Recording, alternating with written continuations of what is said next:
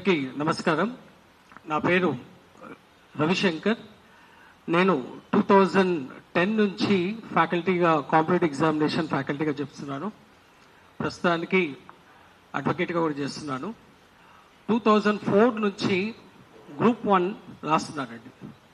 2008, 11, 12, 16 రీమెయిన్స్, పక్క రాష్ట్రంలో APPSC mains, ఇలా టోటల్గా ఇప్పటి వరకు మన రాష్ట్ర మెయిన్స్ వరకు 6 టైమ్స్ నేను గ్రూప్ 1 మెయిన్స్ రాశాను.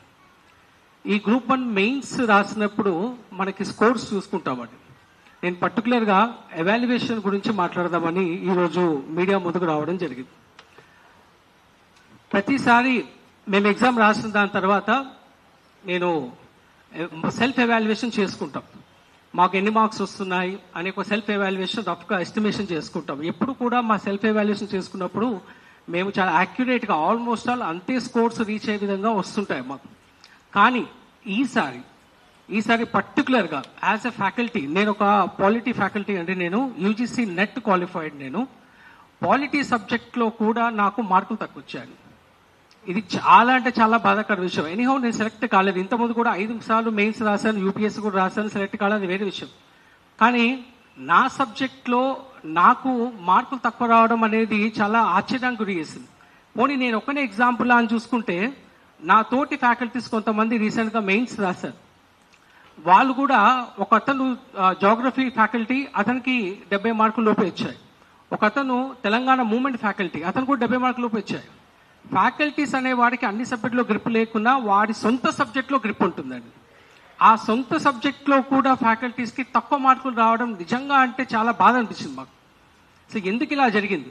ఇంతకుముందు కూడా మేము చాలా ఎగ్జామ్స్ రాశాను. నేను 5 మెయిన్స్ కంప్లీట్ చేశాను గ్రూప్ 1. నేను ప్రతిసారి కూడా టీఎస్పీఎస్సి, అప్పుడున్న ఏపీపీఎస్సి, ప్రతిసారి కూడా ఏదో ఒకటి, ఒక నొల్లిలో ఒక కిరికిలు తప్ప ఎప్పుడు కూడా ప్రశాంతంగా ఎగ్జామ్ జరగట్లేదు. ఏ ప్రభుత్వం వచ్చినా కూడా అంతే. ఈ ఏపీపీఎస్సీ ఎగ్జామ్ నుంచి నేను రాస్తున్నాను, టీఎస్పీఎస్సీ నుంచి రాస్తున్నాను, పేపర్ లీకేజ్ నుంచి చూస్తున్నాము. మెయిన్స్ ఎవాల్యుయేషన్లో అసలు ఇంత దారుణంగా అంటే, కొన్ని పేపర్లో కొన్ని మార్క్స్ వస్తే 40 మార్కులు పడ్డాను.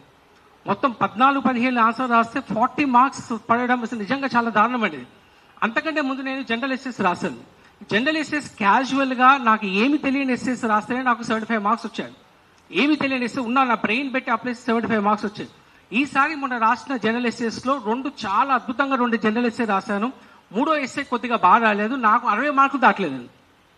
ఒకవేళ నేను అనుకున్న ఆ మార్కులు, నేను ఒక 80 మార్కులు ఎస్టిమేషన్ చేస్తాను, లాస్ట్ 75 వచ్చేసి 80 గ్యారంటీగా వస్తుంది అని చెప్పి నేను ఆ ఎస్టిమేషన్ చేసుకుంటే I could have been in the list ఈ రోజు. ఇది చాలా బాధాకరం అండి. నాతోటి నేను ఎన్నో క్వశ్చన్ ఆన్సర్ స్క్రిప్ట్స్ పిల్లలకి ఇస్తుంటాను.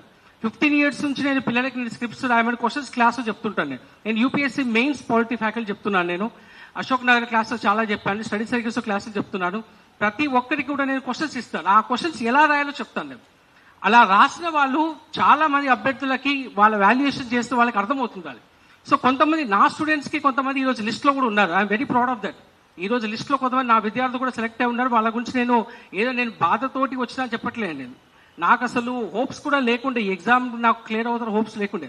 కానీ నా బాధ అంటే ఏంటంటే, ఫ్యాకల్టీస్ అనే వాడికి కూడా ఎగ్జామ్లో ఆ పర్టికులర్ సబ్జెక్ట్లో మార్కులు తగ్గాయంటే ఇక్కడ సంథింగ్ ఫిష్, ఏదో జరిగింది, ఎవాల్యుయేషన్లో ఏదో జరిగింది. మేము ఇప్పుడు కూడా మా పేపర్ తీసి మాకు ఇంకొక న్యూట్రల్ ఎవాల్యుయేటర్ తోటి, థర్డ్ పార్టీ ఎవాల్యుయేటర్ చేపిస్తే ఇప్పుడు మాకు వచ్చిన మార్క్స్ కంటే ఎక్కువ మార్కులు గ్యారంటీగా వస్తాయి. మేము పాస్ అవుతాము, లిస్ట్లో ఉంటాము లేనే విషయం సెకండరీ. కానీ ఈరోజు ఈ టీఎస్పీఎస్సీ ఈ 4 నెలల్లో వాళ్ళు చేసింది ఏంటంటే, ఒక న్యూస్ పిల్లలతో మేము జనరల్గా డిస్కస్ చేసుకుంటే, సార్ ఏజ్ బార్ అయిన వాళ్ళు ఎవరు సెలెక్ట్ కాలేదు అని. ఏజ్ బార్ అయినామంటే మేము ఎందుకు ఏజ్ బార్ అయినాము? 2012లో ఇచ్చిన నోటిఫికేషన్, 16లో రీమెయిన్స్ జరిగింది. అప్పటి నుంచి ఇప్పటివరకు ఒక నోటిఫికేషన్ కూడా లేదు. ఏజ్ బార్ మేము ఏజ్ బార్ కాలేదండి. ఏజ్ బార్ చేశారు మమ్మల్ని. ఈ తెలంగాణ ఉద్యమం అని చెప్పేసి, ఆ తర్వాత మనకి స్టేట్ ఫార్మేషన్ తర్వాత నోటిఫికేషన్ వచ్చింది, మమ్మల్ని ఇట్లా ఏజ్ బార్గా చేశారు. 35+ ఉన్న వాళ్ళు ఎంతమంది సెలెక్ట్ అయ్యారు? కావలసుకొని ఏజ్ ఉన్న వాళ్ళని సీనియర్స్ తీసేసేయాలనే ఒక ఉద్దేశంతో పుట్టకుండా ఏమన్నా ఉందా? సో ఈరోజు మీ మీడియా ముందుకి రావడానికి ప్రధానమైన కారణం, నా బాధ అంతా నా సబ్జెక్ట్లో నాకు మార్కులు తక్కువ వచ్చిన బాధ. మిగతా సబ్జెక్ట్స్ అని పక్కన పెట్టాను. నాకు అసలు ఆ ఎవాల్యుయేషన్ ప్యాటర్న్లో అసలు జరిగింది ఏంటి, ఎవరు ఎవాల్యుయేట్ చేశారు? As a qualified assistant professor, UGC net qualified, UPSC exams రాశారు. I know what is my stuff. నేను ఏం రాస్తాను నాకు తెలుసు, ఎంత రాస్తారో నాకు తెలుసు. మిగతా వాళ్ళందరూ కూడా, మా ఫ్యాకల్టీస్ అందరూ కూడా రాసిన వాళ్ళకి మార్కులు ఎందుకు తగ్గాయి? ఇది నా యొక్క విన్నపం ఏంటంటే, రేవంత్ రెడ్డి గారు దయచేసి పిల్లల పైన మీరు ఎక్కువగా ప్రతాపం చూపించకుండా ఒక సాఫ్ట్ కార్నర్లో ఆలోచించి, మీరు కూడా యూపీఎస్సీకి వెళ్ళారు, ఢిల్లీకి వెళ్ళారు, యూపీఎస్సీలో మీరు అక్కడ చైర్మన్తో డిస్కస్ చేశారు, అక్కడ ప్యాటర్న్ ఎలా ఉందో తెలుసుకోండి. మీకు తెలియకుండా ఏమైనా జరిగి ఉండవచ్చు ఇక్కడ టీఎస్పీఎస్సీలో. దయచేసి మీరు ఒక డిపార్ట్మెంట్ ఎంక్వైరీ పెట్టండి, ఒక జ్యుడిషియల్ ఎంక్వైరీ మీరు ఒక ఆర్డర్ ఇవ్వండి. ఇస్తే నిజ నిజాలు ఏదో బయటపడతాయి. ఇది ఒక్కటి మీ ద్వారా, మీ పత్రికా ముఖం ద్వారా ప్రభుత్వానికి విన్నవించేది ఒకటే, ఒక జ్యుడిషియల్ ఎంక్వైరీ చేస్తే అసలు విషయాలన్నీ బయటపడతాయి. ఇది నా ఒక బాధతోటి ముందుకు వచ్చాను. సెలక్షన్ అయ్యాను కాని విషయం పక్కన పెట్టేసింది. నా బాధ ఒకటే అండి, ఫ్యాకల్టీస్ అనే వాటికి తక్కువ మార్కులు రావడం అనేది చాలా చాలా బాధాకరమైన విషయం.